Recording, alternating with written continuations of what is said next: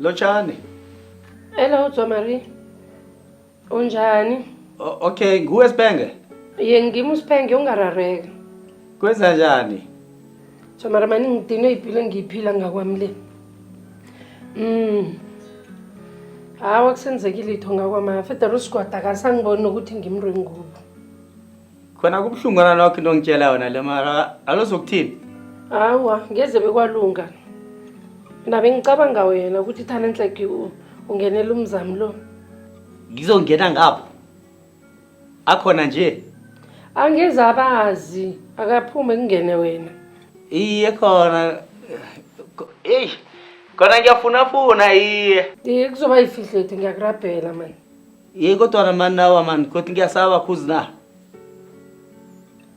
Okay.